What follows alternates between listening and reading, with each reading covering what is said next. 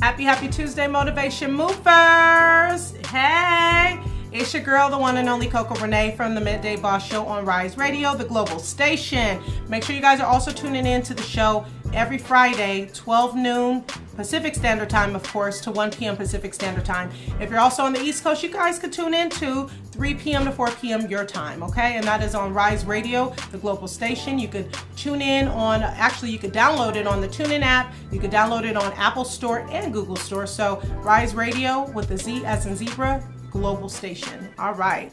So we are here. We have survived a whole week. We are blessed, highly favored, because you know, Lord knows there's been a lot going on. We see the news every day. It's always something. And it is, you know, it's pretty scary out here in this world these days. I'm going to tell you, dating is something that's really, really scary. I'm thankful that God has blessed me with somebody. And I pray that that we stick it out until I can't stick it out no more. And I mean, that's just how I feel. Like, I pray that I never have to be on the dating scene. And I say that because it's really scary out there. The stuff that I hear, the stuff that I see going on, it's just a whole nother world compared to 18 years ago when I was young and just getting out there and had met my husband. And, you know, the world has changed in 18 years, that is for sure. So with that being said, today's, you know, series, the next 4 weeks, we're going to be talking about the Power Couple Goals series. So it's really just us finding ways to better our relationships. We're here to help each other. We're here to mentor each other. We're here to build each other up, uplift one another.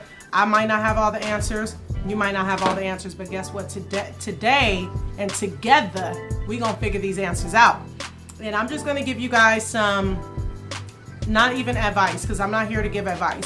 I'm here just to talk, you know, give and share some experiences, give some suggestions on the things that I've done that helped me, and I hope and pray that it may help you.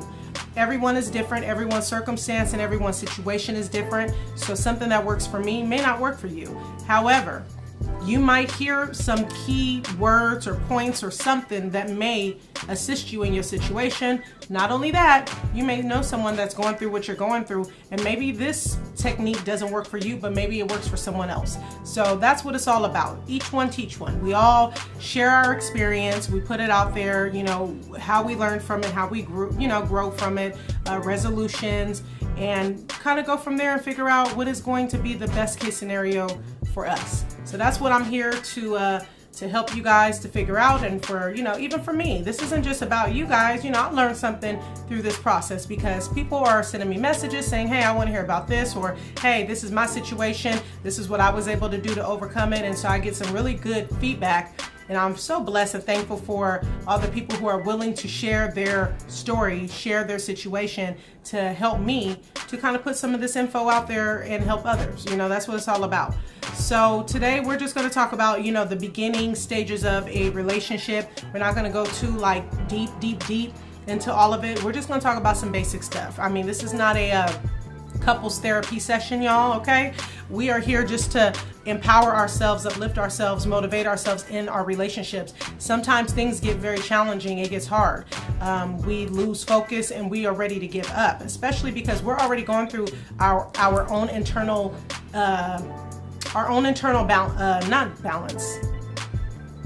battle. There we go. We are battling inside with so many different things that we are going through and that we are facing, that when you're in a relationship with someone, that extra person, it adds a little extra to the equation, okay? Because you're dealing with another person as you are a person that has their own battles, their own journey, you know, their own transition, their own growth. And what could make it a little difficult and challenging is when you are with someone who is growing in one direction. So you guys, you know, start here, and then little by little, as you guys are growing and growing, you guys are kind of growing apart and drifting apart versus coming together. Now, if you're in a more newer relationship and it's, you know, still fresh and established, we're gonna have some really great tips for you guys to keep that bond together and keep it as, you know, glued tightly as you can. you are not going to be able to overcome every single situation. There's going to be some things you just have to allow it to happen and to take place for your relationship to grow. People want to avoid every single thing from possibly happening in a relationship. You have to understand that things just have to take its course. As you're growing and you're going through stuff in life, so is your partner. So as individuals and as, together as a unit, there's going to be challenges. I mean, that's just the way life is. We're challenged every day just by ourselves. So adding another person into your life and then you guys trying to keep a balance together, it's going to be some moments where you're just like, oh my God, I can't do this no more. It happens. Trust me, I know.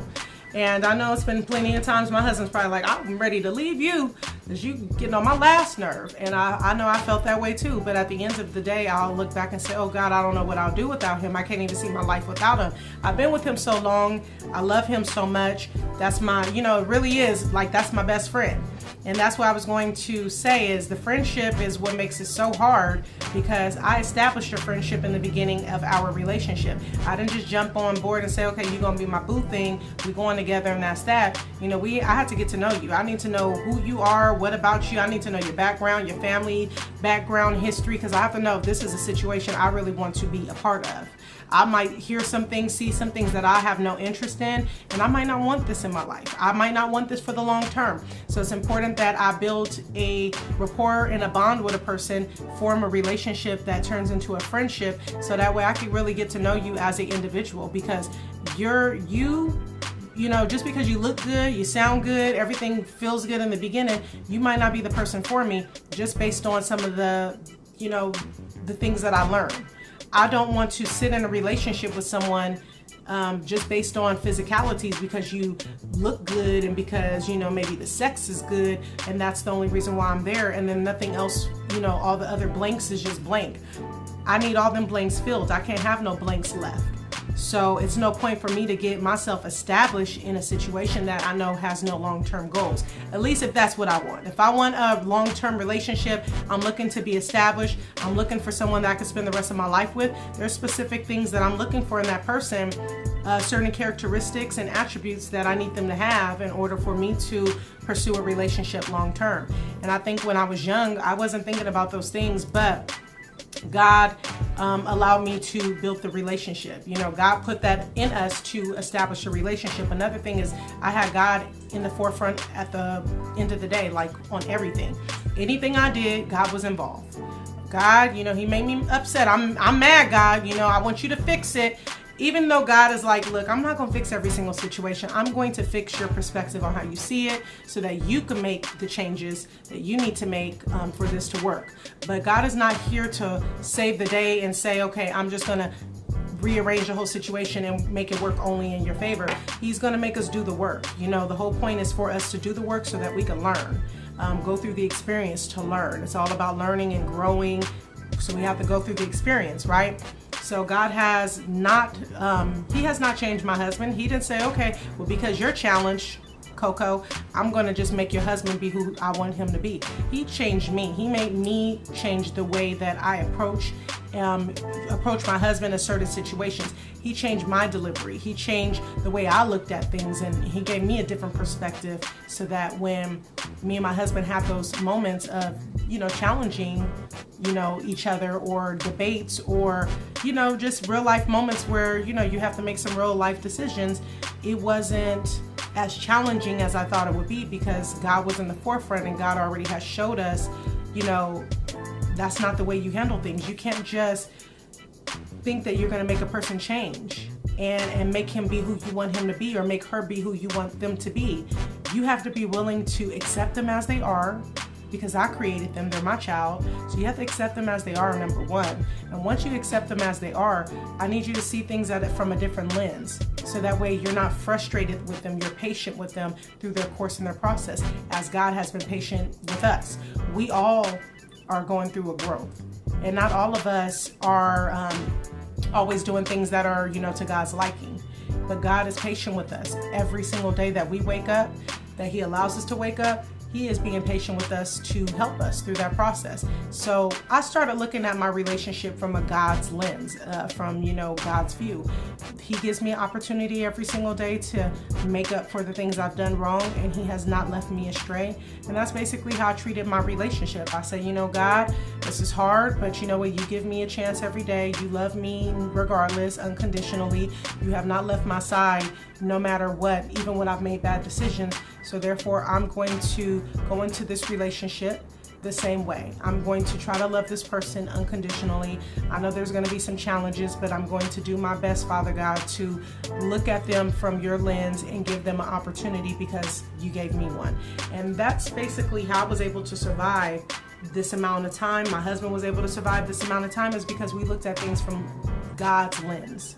We didn't look at it from just our perspective. We had to incorporate God, bring him in the equation. It took some time for God to be fully in the forefront of our relationship. He didn't just, he wasn't here from the beginning. He was here, but we weren't allowing him. Let me rephrase that. We didn't allow him in the beginning. And once we realized he's here, we started being open to allow him in and intercepting and receiving whatever it was that he wanted to give us.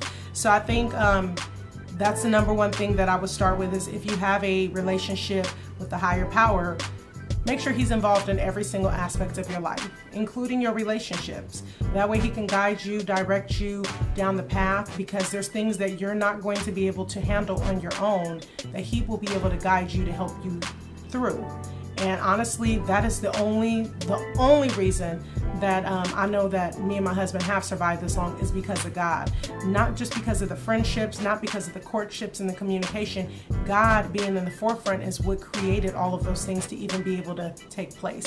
God is the friendship. God is the bond. He is the communication. He is the courtship. He's all of that. He's a representation of all of that. He embodies that. So him alone in his presence is simple. It signifies everything that a relationship should have.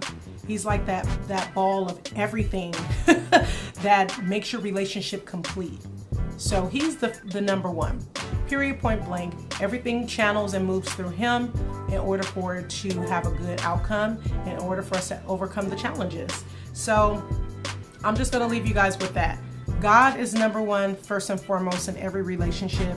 And then comes the friendship, then comes the courtship, then comes the communication, then comes the trust, because now all these other things are in place that have been established.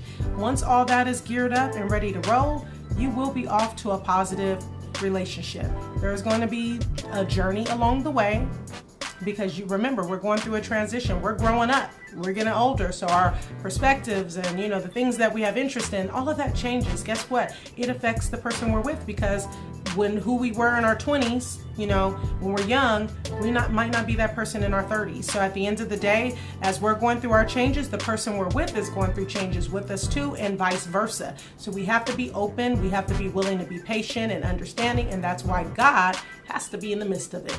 All right, that's enough of my mouth running, you guys. That's just a little dose of what I got for you guys. This doesn't just pertain to relationships. It pertains to every aspect of any relationship you have in your life, whether it is a husband, wife, boyfriend, girlfriend, a coworker, a boss, whatever. God has to be in the forefront of it all. All right, on that note, your girl gotta go, because my dog is back here about to get sick, and I don't want y'all hearing him coughing and choking in the background. So I gotta go. But I love y'all. I hope y'all have a blessed week. And until next Tuesday, until the next time I see y'all, have a blessed one. Toodles. Peace.